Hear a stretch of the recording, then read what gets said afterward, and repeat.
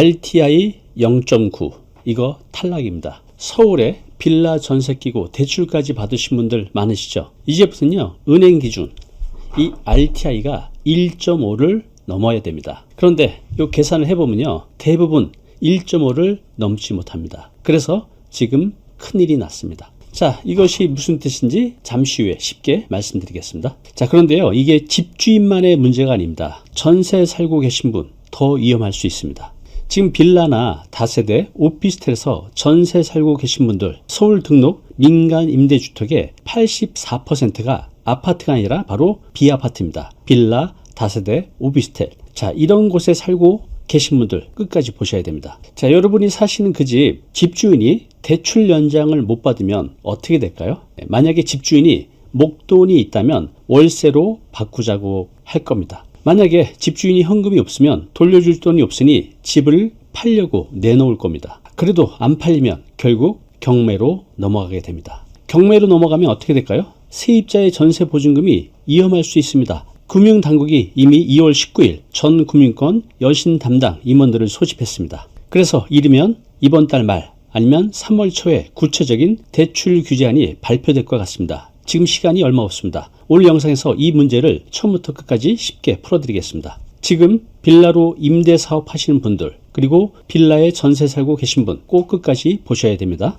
오늘 영상 끝까지 보신 분들의 위해 특별한 선물을 준비했습니다. 자, 오늘 내용 쉽고 자세하게 정리한 이 전자책 무료로 드리고요. 또 이렇게 핵심만 그림으로 뽑은 인포그래픽 자료도 무료로 드립니다. 영상 끝까지 보신 후에 아래 고정 댓글 링크 누르시면 받을 수 있습니다. 우선 시작하기에 앞서 한 분을 소개하고 시작하겠습니다. 박순자 씨, 올해 59세입니다. 서울 구로구에 있는 빌라에 전세로 살고 있습니다. 보증금은 2억. 남편과 함께 30년 넘게 일하면서 한 푼 두 푼 모아 만든 2억 원입니다. 자, 남편은 작년에 퇴직했고요. 순자 씨는 동네 반찬 가게에서 파트타임으로 일하고 계십니다. 두 분 합쳐서 월 소득이 국민연금 포함해서 약 250만 원 정도입니다. 올해 9월이면 전세 계약이 만기입니다. 같은 집에 4년째 살고 계신데요. 당연히 연장을 하고 싶어 합니다. 왜냐하면 지금 사는 곳이 병원도 가깝고 또 시장 상인분들과도 얼굴을 아는 사이이기 때문이죠. 이 나이에 이사를 간다는 것은 집만 옮기는 게 아닙니다. 단골병원, 매일 걷던 산책길, 그리고 시장에서 이름을 불러주던 사람들, 그걸 통째로 잃는 겁니다. 그런데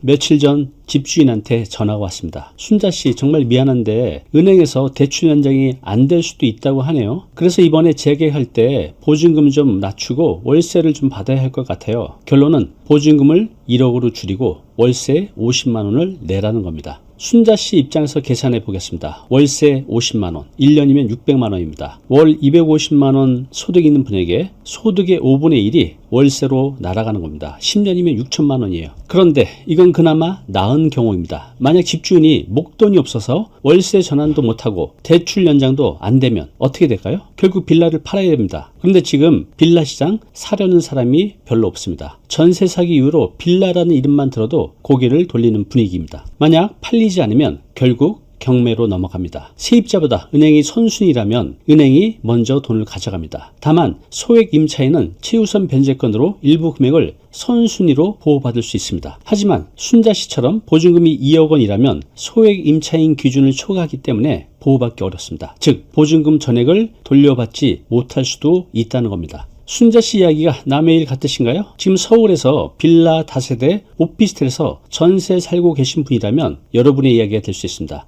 앞에 84% 기억하시죠? 서울 등록 민간 임대주택의 84%가 바로 아파트가 아니라 빌라와 같은 비아파트입니다. 자, 그러면 앞으로 본격적으로 어떤 일이 벌어지게 될지 쉽게 설명드리겠습니다. 자, 지금부터가 중요합니다. 조금만 더 집중을 해주세요. 기사에서 RTI 하는데 일단 뜻은 이렇습니다. 임대업, 이자 상환 비율입니다. RTI, 어려운 말 같지만 간단합니다. 당신의 임대소득이 갚아야 할 이자의 1.5배가 되느냐, 이걸 따지는 겁니다. 저울이라고 생각하면 됩니다. 왼쪽은 여러분의 임대소득, 그리고 오른쪽은 대출이자를 올리는 겁니다. 만약에 왼쪽이 오른쪽보다 1.5배 이상 더 무거워야 통과할 수 있습니다. 즉 연이자가 1,000만 원이라면 임대소득은요 1,500만 원 이상이 돼야 합니다. 이해되시죠? 자, 여기서 중요한 게 나옵니다. 지금까지는 처음 대출 받을 때만 이 저울에 올렸습니다. 연장할 때는 따지지 않았어요. 이자만 잘 내면 도장 찍고 계속 연장을 해줬죠. 그런데 이제 바뀔 예정입니다. 금융위원회가 전 금융권 기업 여신 담당 임원들을 소집했죠. 앞으로 연장할 때도 이 저울에 올리겠습니다. 이렇게 될 것 같습니다. 자, 그럼 앞에서 말씀드렸던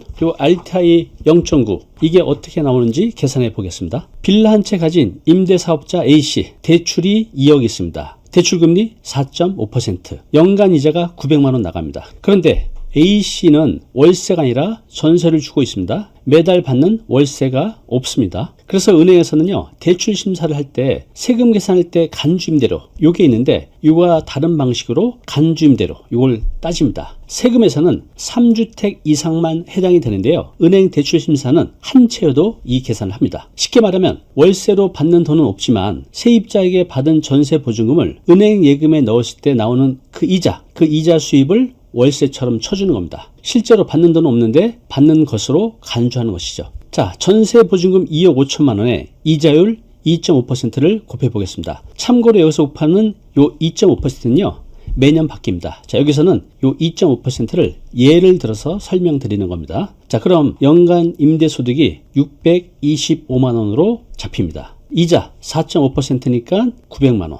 이해되시죠? 자, 그러면 625만 원 나누기 900만 원 하면 0.69가 됩니다. 기준이 1.5인데 이렇게 되면 탈락이에요. 매달 한 번도 안 밀리고 이자를 잘 내온 집주인입니다. 세입자와 4년 동안 한 번도 문제가 없었어요. 그런데 은행 계산법 하나 바뀌면서 탈락입니다. 집주인도 억울하고 세입자도 피해를 볼 수 있습니다. 전세는요, 은행 입장에서 보면 소득이 별로 안 됩니다. 돈을 벌고 있는데 서류상으로는 무직이나 다름없는 거죠. 월세를 받으면 통과될 수 있는 기준인데 전세를 주면 구조적으로 탈락할 수밖에 없습니다. 여기에 불을 더 지핀 발언이 있었습니다. 이재명 대통령이 2월 13일 SNS를 통해 다주택자 대출 문제를 여러 차례 지적했습니다. 그리고 2월 20일에 한 발 더 나아갔습니다. 대출 연장이나 대환대출은 본질적으로 신규 대출과 다르지 않다며 점진적 시행의 예시까지 들었습니다. 아직 확정된 건 아닙니다. 하지만 방향은요, 이 정도면 기정사실이라고 봐야겠죠. RTI만이 아닙니다. 임대사업자 대출 자체를 줄이겠다는 겁니다. 은행권의 주거용 임대사업자 대출 규모 얼마나 될까요? 무려 14조 원입니다.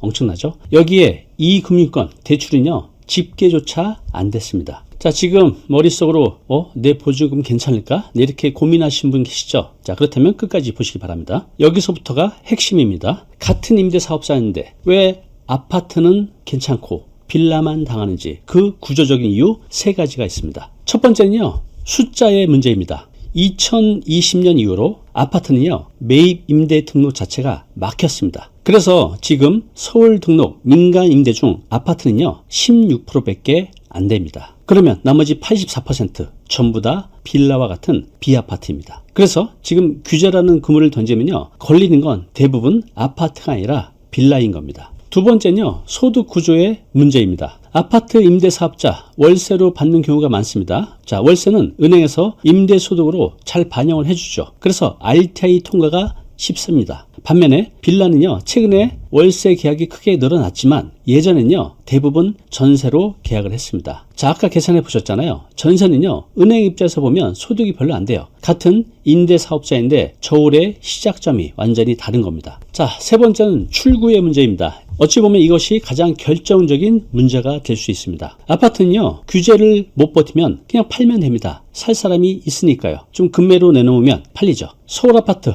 경매 낙찰가율 얼마나 될까요? 97%입니다. 그런데 빌라는요, 경매 낙찰가율이 70%에 머물러 있습니다. 게다가 경매에 나와도요, 두세 채밖에 새 주인을 찾지 못합니다. 대부분 유찰된다는 뜻입니다. 자, 정리해 보겠습니다. 빌라, 아파트보다 훨씬 더 많습니다. 소득구조 불리합니다. 출구마저 막혔습니다. 이것이 빌라가 직격탄을 받는 구조적인 이유 세 가지입니다. 네, 답답하시죠? 그래서 지금부터는요, 이 규제가 여러분한테 실제로 어떻게 영향을 미치는지 세 가지 시나리오 명확하게 정리해 보겠습니다. 첫 번째 시나리오는요, 지금 전세 매물 빠르게 월세로 바뀌게 될 겁니다. 집주인이 RTI를 맞추기에 전세를 월세로 바꿉니다. 아까 박순자 씨 일어난 일이 바로 이겁니다. 그런데 이게 한두 건이 아닙니다. 통계를 보면 알 수 있습니다. 국토부 실거래가 통계를 보면요. 서울 빌라 임대차 계약에서 월세 비중 2020년도에는 29.5%. 그런데 5년 뒤인 2025년 59%.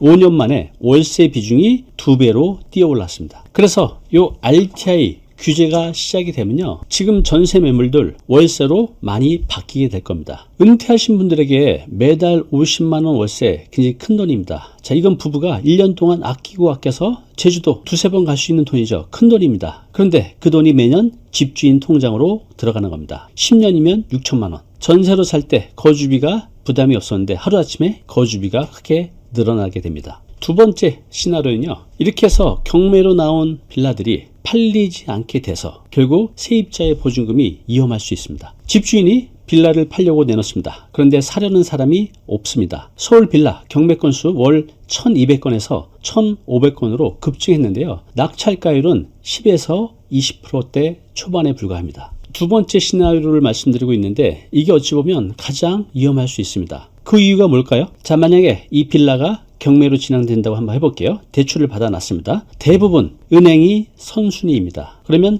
세입자 보증금 별로 안 남게 될 겁니다. 여기에 하나 더 겹치는 게 있습니다. 다주택자 양도세 중과유예가 올해 5월 9일로 끝이 납니다. 5월 이후에 팔면요. 세금이 엄청나죠. 팔고 싶어도 세금 때문에 팔지를 못합니다. 대출 갚으라고 하니 사면 초과입니다. 세 번째 시나리오입니다. 지금 전세 공급 자체가 크게 줄어들고 있습니다. 대출이 막히게 되면 이제 전세를 놓을 수가 없습니다. 기존 임대사업자는 빠져나가려고 합니다. 매물이 사라지는 거죠. 거기에 서울 B아파트 신규 준공 물량도 절벽입니다. 2025년 서울 B아파트 준공이 4,680가구인데요. 이건 5년 평균 4분의 1도 안 되는 수준입니다. 공급이 줄고 수요가 같으면 가격은 오르겠죠. 그럼 전세금이 올라갑니다. 이미 어려운 분들에게 더 어려워지는 겁니다. 지금 말씀드린 세 가지 시나리오 결국 하나로 연결됩니다. 월세 전환이든 경매든 전세금 상승이든 그 규제의 비용이 전부 세입자를 향해서 돌아오는 겁니다. 집주인을 규제하는 건데 피해는 세입자도 같이 보는 구조입니다. 자, 이제 결론을 내겠습니다. 가장 중요한 부분이에요. 그래서 어떻게 해야 될까요? 세 가지로 정리를 해드리겠습니다. 자, 첫 번째 가장 쉬운 겁니다. 등기부 등본을 떼어 보시기 바랍니다. 인터넷 등기소 700원이면 열람할 수 있습니다. 편의점 커피보다 싸죠. 그 700원으로 2억 원의 이용을 확인할 수 있습니다.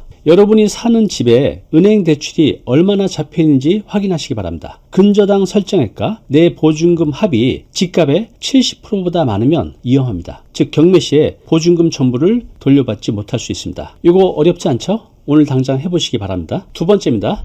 전세 보증금 반환 보증보험 가입 여부를 확인하시기 바랍니다. 주택도시 보증공사 허그 또 SGI 서울 보증 중에 하나에 가입되어 있어야 합니다. 가입 안 되어 있으면요. 지금이라도 가입을 검토하시기 바랍니다. 자, 마지막 세 번째입니다. 지금 임대사업자인 분들 5월 9일 이 날짜를 꼭 확인해 보시기 바랍니다. 5월 9일 뭐죠? 네, 양도세 유예 기간이 끝나는 날입니다. 매각을 고려하신다면요. 5월 9일까지 계약해야 됩니다. 딱 하루만 넘기면요. 세금이 2배, 3배로 올라갈 수 있습니다. 오늘 영상이 도움이 됐다면요. 이 문제로 고민 중인 주변 분들에게 공유해 주시기 바랍니다. 그리고 구독, 좋아요 부탁드립니다. 오늘의 한 줄 메시지입니다. 불안할 때 가장 먼저 해야 할 일은 걱정이 아니라 확인입니다. 자, 오늘 내용 너무 중요한 내용이죠. 영상 보고 나면 잊혀지잖아요. 자, 자료 무료로 제공하고 있습니다. 이 자료 요거 받고 싶은 분들은요. 아래 링크로 신청하시면 됩니다.